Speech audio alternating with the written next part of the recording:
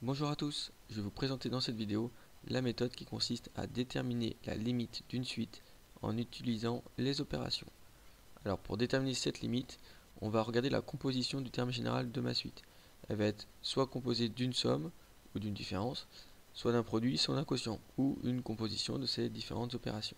Et pour ce faire, on a des limites qui nous sont connues, celles des suites de référence, c'est-à-dire les suites de base, qui nous permettront de conclure sur la limite de ma suite composée elle-même de suites de références par exemple et des opérations associées. Alors j'ai pris différents exemples, j'ai pris 4 suites, il y en a 3 ici à l'écran, il y en aura une quatrième après.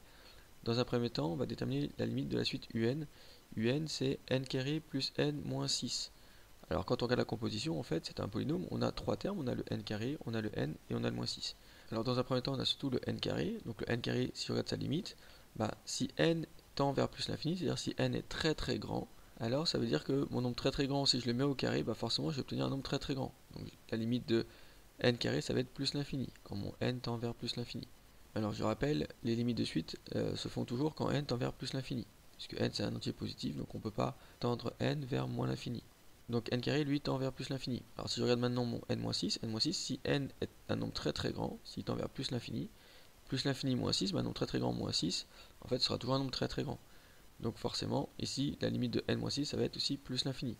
Donc j'ai mon premier morceau ici qui est plus l'infini, et le n-6 que j'ai pris ensemble, qui est aussi plus l'infini. Donc quelque chose de très très grand plus quelque chose de très très grand, forcément, la limite de ma suite un, ça va être plus l'infini. La limite de ma suite Vn, Vn c'est 2 moins 5n fois racine de n. Donc déjà on a un produit ici, qui compose le terme général de ma suite Vn. Donc si je regarde dans un premier temps juste le moins 5n, sachant que n tend toujours vers plus l'infini, donc moins 5 fois n, sachant que le n c'est un nombre très très grand, moins 5 fois un nombre très très grand, finalement ça va me donner moins l'infini. Ça va me donner un nombre très très petit. Imaginons que n soit par exemple 1 milliard, moins 5 fois 1 milliard, ça me donne moins 5 milliards. Donc ça donne bien moins infini.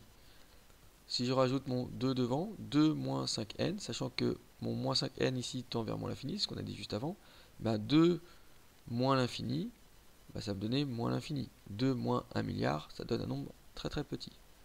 Et donc si je regarde maintenant mon deuxième facteur qui est racine de n, quand n tend vers plus l'infini, racine de n va tendre aussi vers plus l'infini.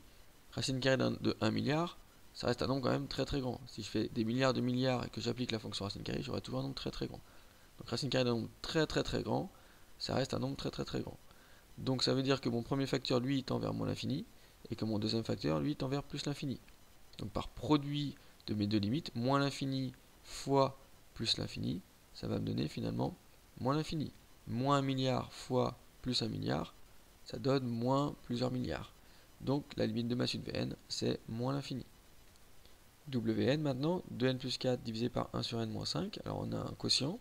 Donc si je regarde dans un premier temps mon numérateur 2n plus 4, quand n tend vers plus l'infini, 2 fois un nombre très très grand plus 4, ça va me donner un nombre très très grand. Donc sa limite, ça va être plus l'infini. Maintenant, si je regarde mon quotient, alors je vais regarder dans un premier temps juste le 1 sur n. 1 sur n, quand le n tend vers plus l'infini, 1 sur 1 milliard, en fait, ça donne un nombre très proche de 0. Donc la limite de 1 sur n, c'est égal à 0.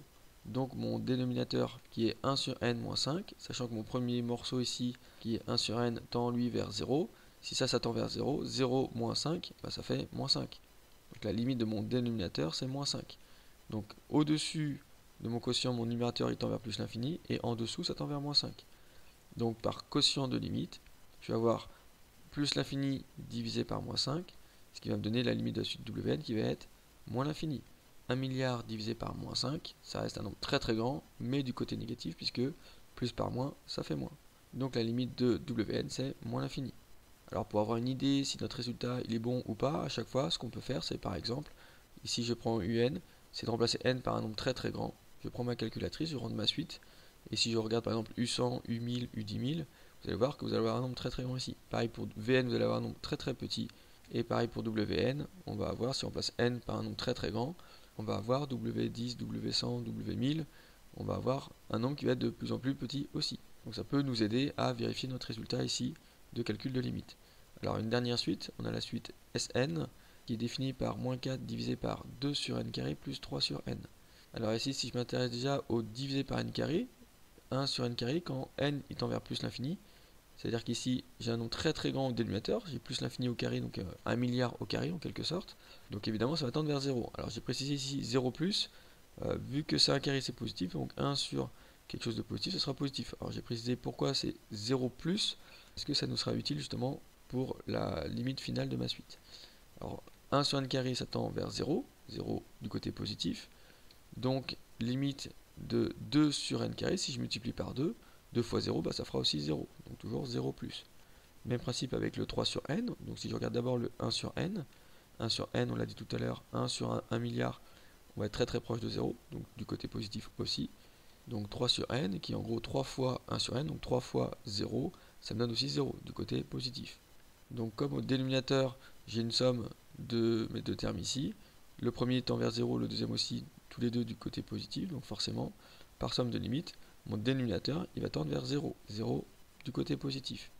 Maintenant, mon numérateur, lui, il y vaut moins 4, donc moins 4 divisé par quelque chose qui tend vers 0, la limite de la suite Sn, qui va être finalement moins l'infini. Puisque moins 4, c'est négatif divisé par 0, un nombre divisé par 0, ça tend vers l'infini. Sauf que mon numérateur est négatif et mon dénominateur est positif, moins 1 par plus, ça fait moins. Une fois de plus, on peut vérifier, si vous remplacez n par un nombre très grand, vous allez avoir votre terme de la suite Sn qui va tendre vers un nombre très petit. J'espère que vous avez compris comment déterminer la limite d'une suite en utilisant les opérations. Merci de m'avoir écouté, à bientôt.